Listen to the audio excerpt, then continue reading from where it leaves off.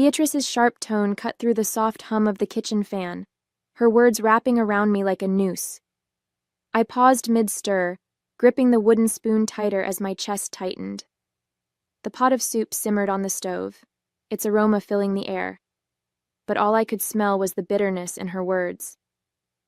My name is Clara Mason. I'm 32, a nurse, and for the past 3 weeks, the caregiver to my recovering mother-in-law. When Beatrice had surgery last month, I moved into her house, balancing my shifts at the hospital with endless nights by her side. I wanted to help, not out of obligation, but because it felt like the right thing to do. I hoped it might soften the years of cold distance between us. But no matter how much I tried, it seemed my efforts were always invisible, overshadowed by Emily, her perfect daughter, who breezed in once a week, smiling for the camera before leaving just as quickly. I didn't know how to respond. My throat felt dry, and the words I wanted to say caught like thorns in my chest. Beatrice turned back to the table, muttering something under her breath, her disapproval settling over the room like a heavy fog. Emily, of course, was nowhere to be found. She was already running late for her weekly appearance. And yet, Beatrice spoke of her as if she were the one standing here, ladle in hand, taking care of her every need. Careless. That word felt like a knife twisting in my stomach. I had given up everything for the past 3 weeks, canceled plans, traded shifts, even missed my anniversary dinner with Ben, all to be here. And for what? To be labeled careless because I hadn't added enough salt to the soup? Meanwhile, Emily could float in for an hour, snap a selfie by Beatrice's bedside, and walk out with all the credit. I stared into the pot, my hand trembling slightly as I stirred. Anger began to simmer, bubbling just below the surface. It wasn't just Beatrice's words. It was the smugness Emily exuded in every moment of her carefully orchestrated visits. She knew exactly how to frame herself as the devoted daughter, and she knew I wouldn't fight back. At least not until now. Just as I opened my mouth to defend myself, the front door creaked open, and Emily strolled in, her heels clicking against the hardwood floor. "Smells good in here," she chirped, holding a bouquet of flowers in one hand and her phone in the other, as though she'd just dropped by to brighten everyone's day. She glanced at me briefly, her smile lingering a second too long, then turned her attention to Beatrice. "How's my favorite patient today?" she cooed, leaning down to kiss her mother on the cheek. Beatrice's face lit up, her earlier frustration with me vanishing like a puff of smoke. "Emily, sweetheart, you're just in time. I was telling Clara how important it is to pay attention to the little things." Not that she'd understand, she added with a pointed glance in my direction. Emily set the flowers on the counter and let out a soft laugh. "Oh, Mom, I'm sure Clara's doing her best," she said, her voice syrupy sweet. She turned to me, her expression unreadable. "Don't worry, Clara. Taking care of Mom isn't easy. I've been learning that myself." I clenched my jaw, the words hanging on the tip of my tongue, begging to be said. But Emily was already moving, pulling her phone out for what I knew was coming next. She posed next to Beatrice, leaning in with a radiant smile as her camera clicked. "Just want to capture these precious moments," she said, her voice light, as if she hadn't just stolen the spotlight from everything I'd been working tirelessly to hold together. As Emily scrolled through her phone, probably selecting the best filter to enhance her devoted daughter persona, Beatrice sighed contentedly. "It's so nice to have both my girls here," she said, her gaze lingering on Emily. "Though I'll admit, Emily always knows just how to make me feel special." My grip tightened on the ladle, the weight of her words pressing down on me. Both her girls? Special? I had spent the last 3 nights waking up every 2 hours to help Beatrice shift positions, prepare her medication, and ensure she was comfortable. Meanwhile, Emily's contribution amounted to curated snapshots and vague reassurances that she was always thinking of Mom. "Mom," Emily began, her tone casually breezy, "I was actually thinking of bringing you that herbal tea you love next week. You know, the one from that little shop downtown? It's just been so busy at work, but I'll make time." "Oh, Emily, that sounds wonderful. Beatrice exclaimed, her eyes practically glowing with pride. "You're always so thoughtful." I couldn't stop myself this time. "Thoughtful?" I blurted, my voice sharper than I intended. Both Beatrice and Emily turned to me, Beatrice's brows knitting together in confusion. "She drops by once a week to take a few photos and then disappears. I've been here every single day doing everything I can to make sure you're comfortable." Emily's smile didn't falter. If anything, it grew wider, but her eyes flashed with something colder. "Clara," she said, her voice calm and measured, "I didn't realize this was a competition. We're all doing our part in our own way." "Some more than others," I muttered under my breath, turning back to the stove. I could feel the tension in the room shift, but I wasn't about to let her patronizing tone get the last word. The moment the words left my mouth, regret washed over me. Even though I was right, I hated that I'd let my frustration spill over, that I'd stooped to making it sound like I was keeping score. It wasn't who I wanted to be, no matter how unfair things felt. Later that evening, I slipped into the guest room, shutting the door quietly behind me. I sank onto the edge of the bed, my phone already in my hand. Ben picked up on the second ring, his voice warm but distracted. "Hey, everything okay?" "No," I said, the word tumbling out before I could stop it. "I'm exhausted, Ben. I've been doing everything for your mom, everything, and she doesn't even notice. Emily walks in for 10 minutes with flowers and a fake smile, and suddenly she's the perfect daughter." Ben sighed heavily on the other end, the sound crackling through the speaker. "Clara, you know how my mom is. She's always been like this. You can't take it personally." "I know she's like this," I snapped, my voice sharper than I meant.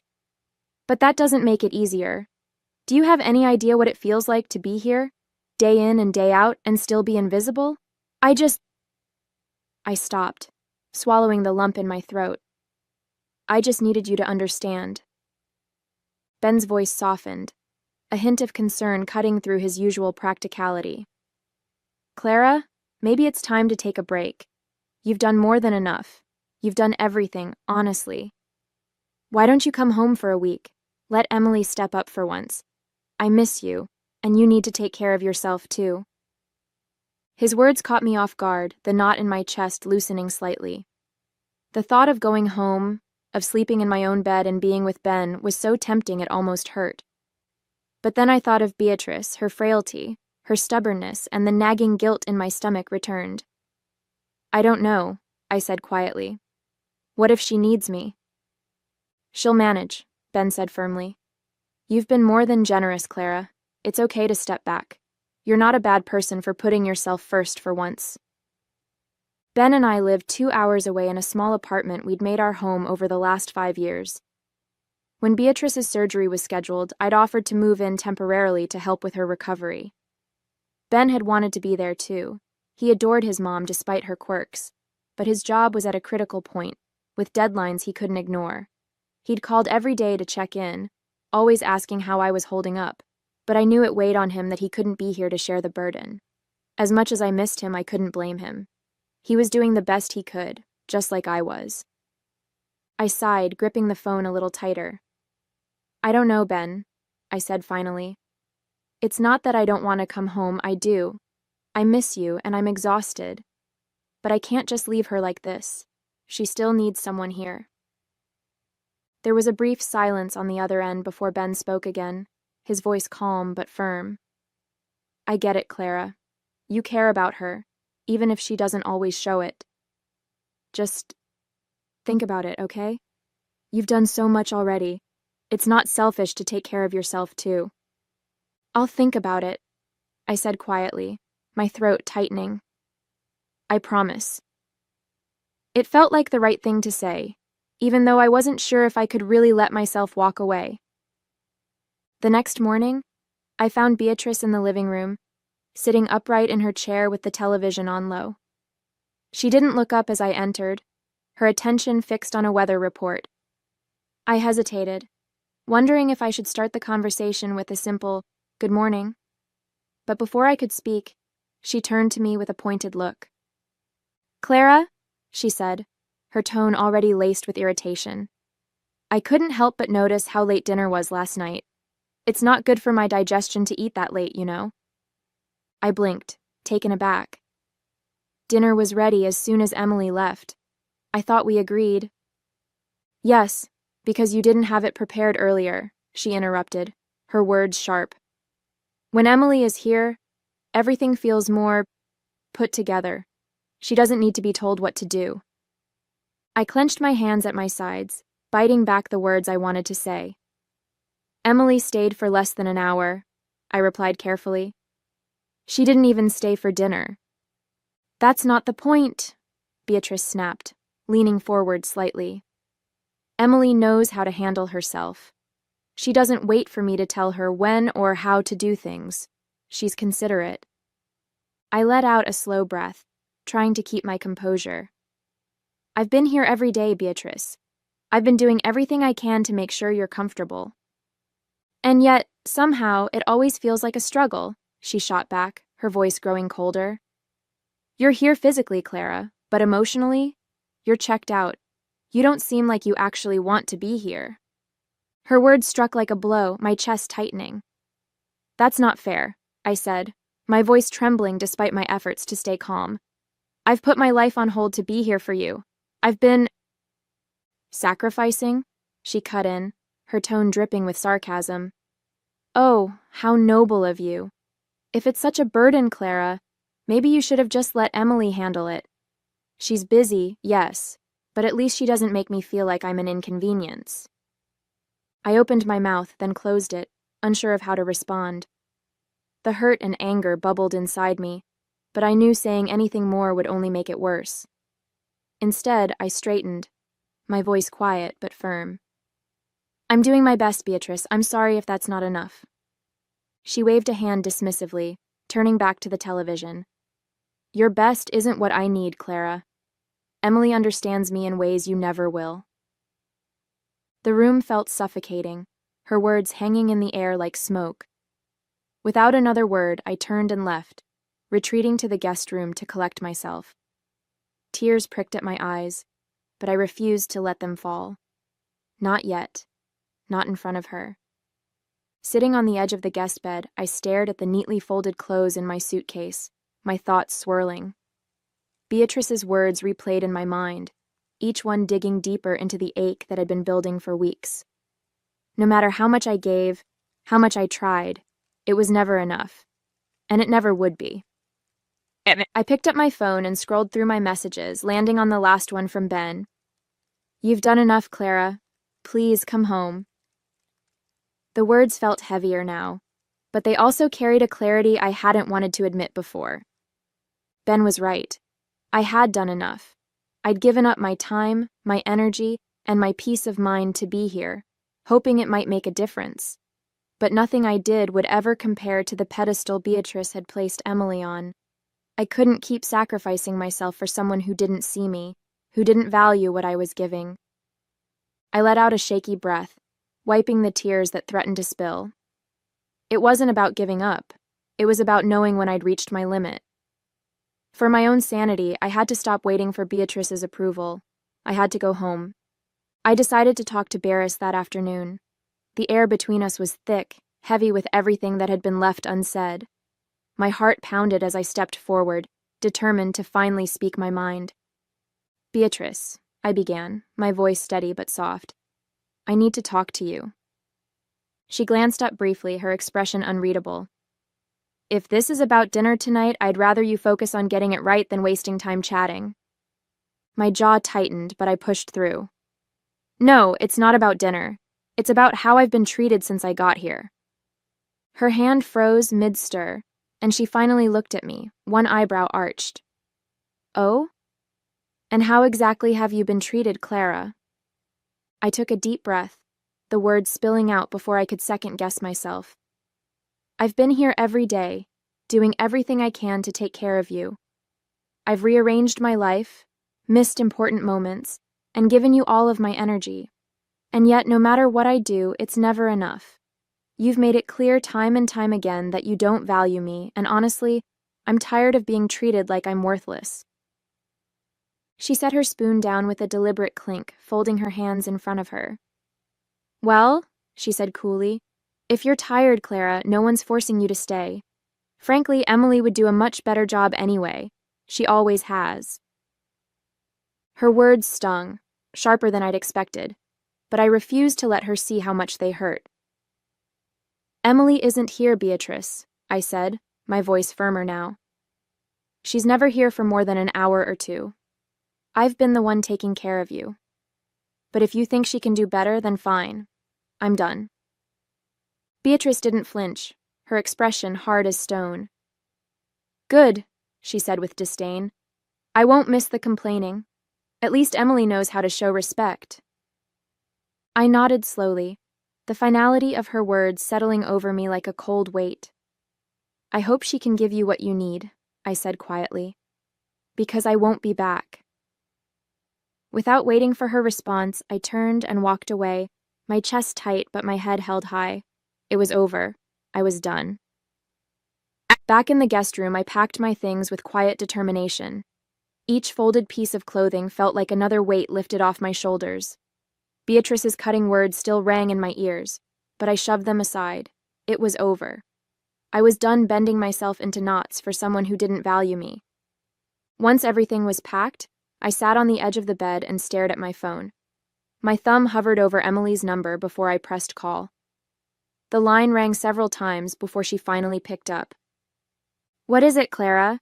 Emily answered, her tone clipped and impatient. "I'm kind of busy right now." I took a deep breath, refusing to let her attitude get to me. "I'm leaving," I said simply. "I've packed my things and I'm heading home. Beatrice needs someone here, so congratulations. You're up." "What?" she snapped, her voice immediately rising. "Wait, what are you talking about? You can't just leave." "I can, and I am," I said firmly. "I've done my part, Emily. It's your turn now." She let out a high-pitched laugh, the kind that came more from disbelief than amusement. "Oh, sure. Just drop everything on me, why don't you? Do you have any idea how busy I am? I can't just—" "I've been here for weeks," I cut in, my voice steady. "You've had time to prepare for this. Mom's your responsibility too, and she seems to think you're better at this anyway. I'm sure you'll figure it out." "Are you kidding me?" Emily shrieked, her tone growing more frantic. "I don't have time to babysit her. That's your thing, Clara. You're the caretaker, not me." "Not anymore," I said, my voice cold. "Good luck, Emily." Before she could respond, I hung up, exhaling a shaky breath. I stood, grabbed my suitcase, and headed for the door.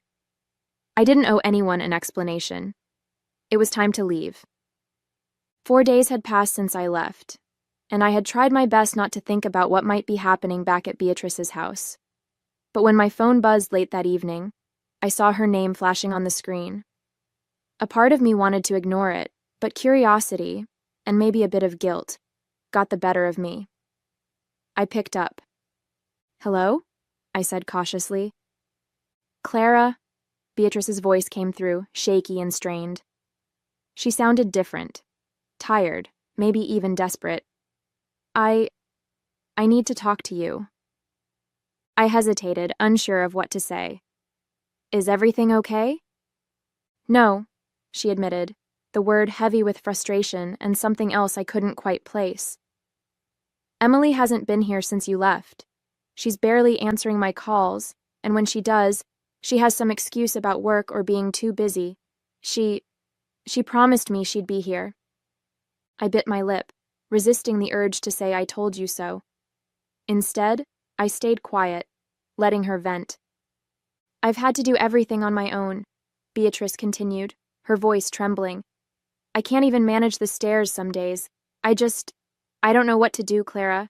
I feel completely abandoned." Her words hit harder than I expected, stirring a mixture of emotions, sympathy, vindication, and a lingering ache of resentment. She had treated me like I was nothing, and now she was realizing what it meant to truly feel alone. "I'm sorry to hear that, Beatrice," I said finally, my tone neutral. "But I warned you this might happen. Emily's good at saying the right things. but she's never been the one to follow through. There was a long pause, and for the first time, Beatrice's voice softened. I didn't think she'd just leave me like this. I thought she cared. I stayed silent, not wanting to twist the knife. Beatrice was finally feeling the consequences of her favoritism, and while a small part of me felt justified, another part of me couldn't help but feel sorry for her. I took a deep breath, clutching the phone tightly. Beatrice, I'm sorry you're feeling this way. I wouldn't wish this on anyone, I began, my voice quiet but steady. But I can't just come back. Not right now. What do you mean, not right now? She snapped, her tone immediately sharp. I mean, I can't drop everything again to move back in, I said firmly, though my heart ached as I spoke. Beatrice, you treated me like I was nothing when I was there. I gave everything I could, and you made me feel like I didn't matter. I can't put myself through that again. Her response was immediate and furious. Oh, so now you're going to hold a grudge, are you? She yelled, her voice rising. You think you're so perfect, Clara? You think I didn't notice the mistakes you made while you were here? Don't act like you're some martyr. You've never been good enough for this family, and now you're proving it. Her words hit like a slap, but I kept my voice calm. Beatrice, I'm not saying I'm perfect. I know I made mistakes. But I tried. I gave everything I had, and you never saw that. And now, after everything, you expect me to come back as if none of that happened? She let out a bitter laugh, her tone dripping with anger. I should have known. You're just like everyone else, selfish. At least Emily would never abandon me like this. Emily already has, I said quietly, the words hanging in the air. There was a stunned silence on the other end before she exploded again. Don't you dare talk about Emily like that. She has her reasons, unlike you, who's just looking for an excuse to quit. Tears welled in my eyes, but I refused to let them fall. I'm sorry you feel that way, Beatrice, but I can't come back. Not like this. Before she could yell more, I ended the call, my hands trembling. The weight of her words sat heavy on my chest, but I knew I couldn't go back. Not now, and maybe not ever. 5 days passed, and I tried to move on, pushing the memories of Beatrice's anger to the back of my mind. I was starting to feel a sense of peace again, though it was fragile, held together by long walks and conversations with Ben. Then late in the evening, my phone buzzed. It was her. I stared at the screen for a moment, debating whether to answer. With a deep breath, I picked up. Hello? Clara? Beatrice's voice broke on the other end, shaky and filled with tears. Clara, I'm so sorry. Her sobs were raw, her words tumbling out in fragments. I don't know what to say. I've been sitting here thinking about everything, and I can't believe how awful I was to you. You didn't deserve any of it. I don't even know why I acted like that. You gave so much, and I threw it back in your face. I sat down, stunned. Beatrice, I started, but she cut me off. No, let me finish, she pleaded, her voice trembling. I've been so unfair to you, Clara. So blind. You didn't have to come here, but you did. You took care of me when no one else would. And I treated you so terribly. Her sobs deepened and my chest tightened. I regret it so much, she choked out. Emily hasn't been here in days, and now I see it. I see what you were saying all along. I need you to know how sorry I am. I didn't deserve your kindness, but you gave it anyway.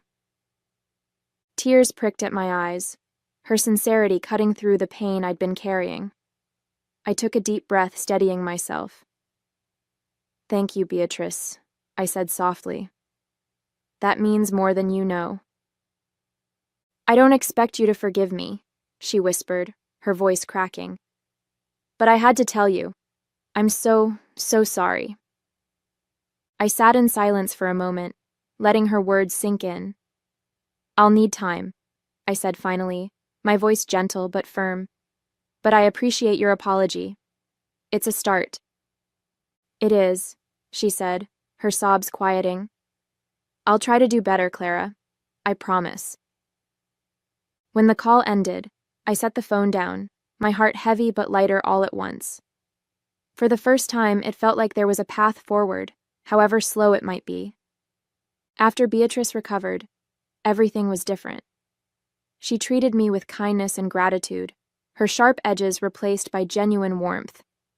Each visit was lighter, filled with moments of connection instead of tension. Beatrice went out of her way to show her appreciation, and while the past couldn't be erased, it no longer weighed us down. For the first time, I felt truly valued, and that made all the difference.